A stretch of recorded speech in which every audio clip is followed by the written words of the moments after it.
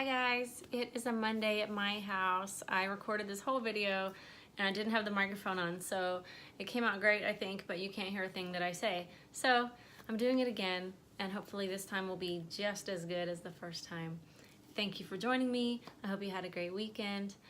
If you heard the podcast over the weekend, then you know that it was on self-destructive behaviors, things like cutting and eating disorders and other not great ways that people deal with things like anxiety or depression.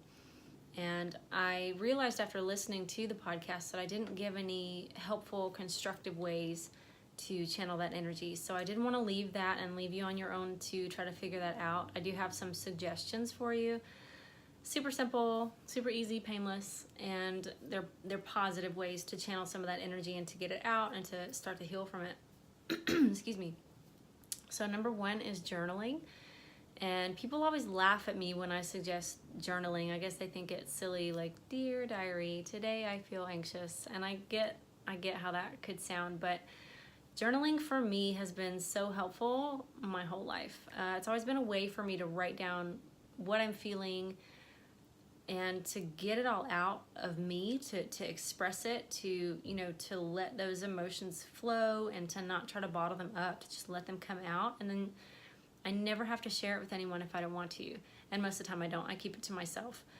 And journaling is also productive in that you get to, if you keep them, you get to look back and see where you were, what your mindset was in the beginning versus where it is now. And I think that that can be very inspiring and motivating. Excuse me. So journaling is constructive and it's private to you, and you can really be honest and raw and open with it. And it's a great place to put those things that you're feeling. If you have pain about a trauma, if you have negative energy going on, if you're feeling anxious, journaling is a great way to get that out, and it's a productive way to get it out. And I think that you will feel better after you do it. I always do. I always feel better once I get that out. Sometimes that journaling for me looks like, freestyling poetry or whatever, but do whatever works for you. Write down what you feel, write it how you feel it, and I think that you'll feel relief once you've done that. The second suggestion I have is sports. Even if you're not athletic, I advocate for exercise and sports just because that anxious energy needs a place to go. And a lot of times, just that we sit a lot. As Americans in this country, we sit a lot. If you're at a job that you sit in a chair all the time and you're also battling anxiety, you're not getting any of that out. So you take it home with you. So sports are really great for exhausting your body physically. So some of those physical symptoms will hopefully subside. They're also a great way to connect with people. They're also a great way to get your mind on something positive, to focus on something challenging, and to maybe set goals for yourself not related to your anxiety or anything negative. So recommend sports, recommend the gym, recommend yoga. Super highly recommend yoga. This is another thing that I get eye rolls about, but yoga for me has been so super transformative, and I don't mean physically. Spiritually, emotionally, yoga has been amazing for my insides, amazing for my inner light.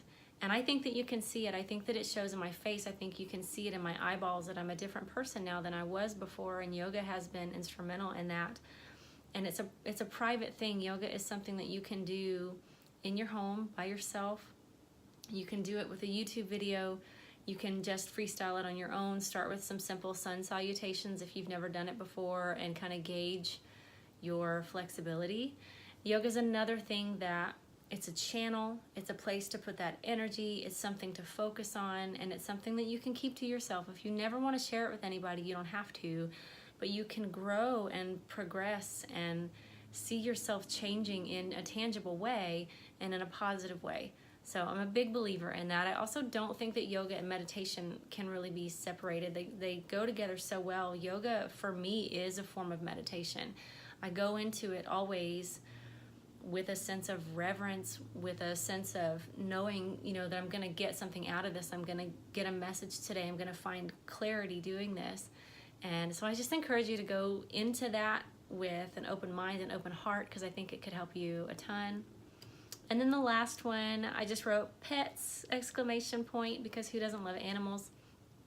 We all know that therapy animals, therapy dogs are a real thing for physical ailments, but I wonder, did you know that they're also used for mental illness? There are such a thing as anxiety dogs and dogs that help with depression. They're now using them in retirement homes to lift the mood of senior citizens who maybe feel lonely.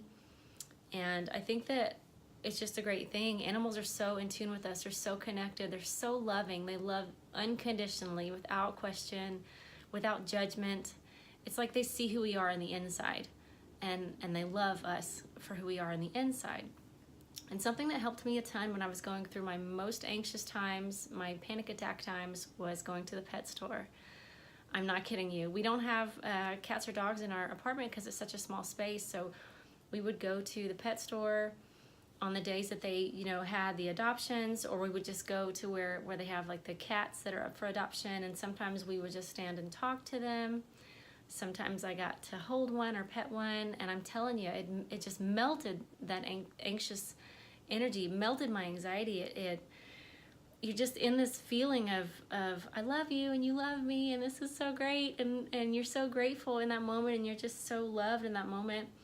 And I think that it is also a channel. I think those sweet pets offer themselves like, here, share it with me. Are you in pain? Share it with me. Are you sad? I can handle some of that. Share it with me. And for me, it was a big deal.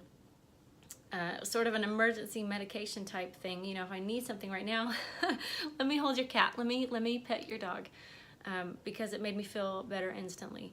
So those are my 3 things: journaling, sports, especially yoga, but any sports, and pets, animals. Be in contact with animals because they love so unconditionally. Those are 3 ways to channel pain or trauma, energy that's negative, anxious feelings, anxiety. It's a way to get it out without hurting yourself, without causing more harm, or eventually, if you listen to the podcast, some of those things will cause the anxiety to sort of double back on you, and it'll be twice as bad.